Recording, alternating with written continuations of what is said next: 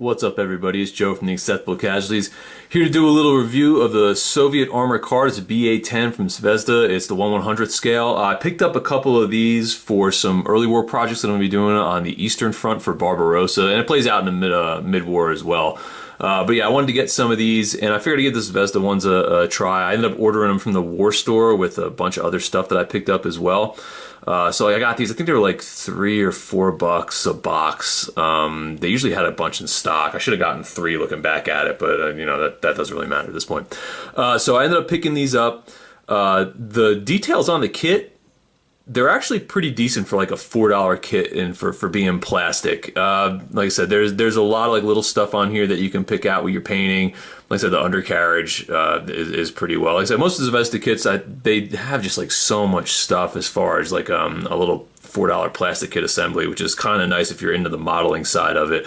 Some stuff that I ran into when I was doing this. Doing the wheels and everything was actually a lot easier than some of the other kits that I've played with from these guys. They all fit really well. I didn't have to do any kind of like filing or anything like that. If you look in here, each wheel is individually put onto the axles and assembled in there. Some of the things I did have issues with was, if you could see the front axle up here, there's 2 holes that go in that you push the axle and the wheel assembly, you push it into there, and it wasn't a snug fit, so I had to file it out. And on this one in particular, you can see the axle kind of sits a little bit lower. I couldn't get it to go in there without starting to bend the plastic, so I kind of had to just like file it down and glue it in place the best that I could. It's hidden pretty well. It still sits pretty stable on the tabletop. It's not like wonky or like, you know, back heavy or top heavy. And then another issue that I had with it was the headlights on here. You can't really see because I had to glue them in place, but there's 2 little holes. There's one in like the wheel well area, and there's one on the side of the hood of the car where you put like these pinpoint little plastic sprue pieces into each of those, and that's what holds the headlight in place. And I mean, I literally pushed it in there, and then as soon as it made contact, the plastic started to bend, and then from that point on, it was just a nightmare. So I ended up just cutting them off and just gluing the headlamps in place the best that I could on there. Kind of frustrating for that part, but that was the only real piece of this entire kit that that I started to get frustrated with. Everything else, like I said, went together pretty easy. Even like that front axle piece, I mean, it went together pretty easy. It was just like you really have to put some work in filing the undercarriage and getting those to kind of fit in there a little bit better.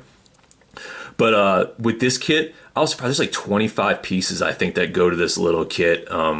Like I said, there's a lot of like little pieces on here. If you're not used to modeling or don't have the patience for it, I probably would say skip it and maybe pick up a resin or a metal one just for less of a headache. But if you don't mind doing the assembly and you know, having to do maybe like some minor modifications to kind of get the kit looking the way you want, it's worth the $4. It really is. You know, if you have the patience to do it. I liked it a lot. Like I said, the only thing I didn't like was the headlamps. I'll probably pick up one more of these. If I had to go back and do it again, I probably would flip a coin on whether picking these up or just maybe going and getting maybe like a set of 3 from like Old Glory for $25, or maybe getting some Battlefront ones. I didn't find a lot of options for the BA-10s. This one was definitely the most cost effective. Once I get painted up and then check it on the table, I'll see how it looks. Like there's still a little bit of patchwork, like some of the gaps that you see in between some of the side panels and the roof.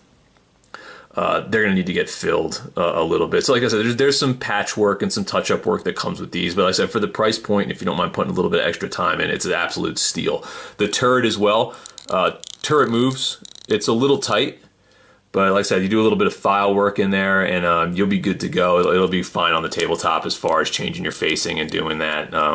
And not having to move the whole car when you move it. Like I said, for a tabletop piece, yeah, I think it'll work really well for early war, whether you're playing, you know, Battle Group or Flames of War, whatever you're doing. If you're doing it for like a display piece, I probably wouldn't pick it up and maybe focus a little bit more on some of the resin and metal kits that you guys can find out there. But for any of you guys that are looking for some early war armored cars for Soviets, the Zvezda BA-10 kit, like I said, for tabletop, it's worth it. So I hope this was a decent look at you guys. Might be thinking about looking into getting these, or were wondering where you could get some BA-10s. Thanks for watching. Like, subscribe, all that jazz. You guys know the routine, and I'll catch you guys later.